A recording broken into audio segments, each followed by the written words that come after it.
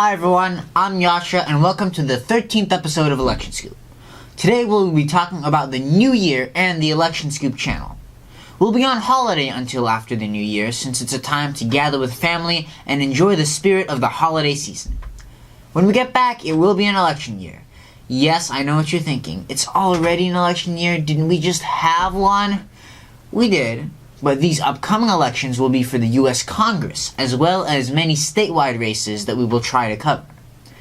Now, there is only one general election date across the nation, but there are multiple primary ones. To get them to you as quick as possible, we will be presenting the results, as well as brief commentary on important changes or races in primaries soon after each one takes place. Sometimes in one episode you'll hear about a single primary, sometimes 8. But there won't always be a primary for consecutive weeks. As of now, January, February, April, July, and October are completely without one. When primaries do take place, they are often in quick, rapid-fire succession, and we will be there to report on all of it. Now I'd like to take a minute to talk about some of the elections we have covered in the past and are very timely and relevant. First is the race in Virginia. We reported that the House of Representatives of Virginia, formerly Republican by a very large margin, was too close to call. Even though that race was a month ago, we still don't know who will win. Democrats control 48 seats, Republicans control 48 seats, and 4 seats are being contested.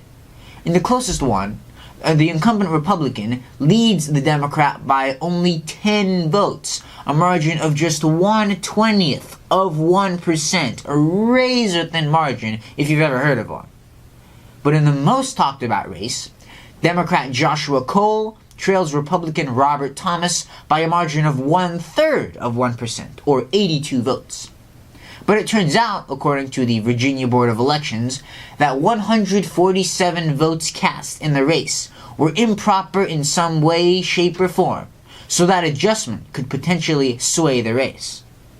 All in all, the Republicans have a lead in 3 contested seats, and the Democrats in only 1.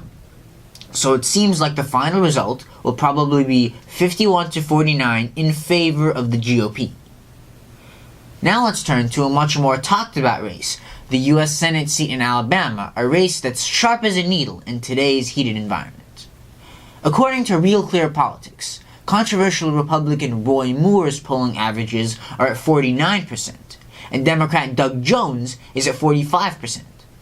So undecideds have stopped any candidate from gaining a majority, but Roy Moore is much closer to victory than Doug Jones, even though paths of victory do remain for the Jones campaign.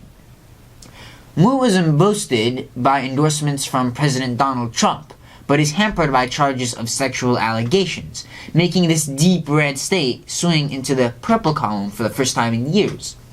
This race is rated as a toss-up in most media outlets, but it's safe to say that the race tilts Republican, although it will be close, perhaps even within a 5-point margin of victory. You'll hear the official results from us after the New Year's break, when we come back from vacation. But this one is going to be a fun one to cover and pay attention to. From all of us at Election Scoop to you at home, have a Merry Christmas, a Happy Holidays, and a wonderful New Year. So thanks for watching, and remember, don't forget to vote.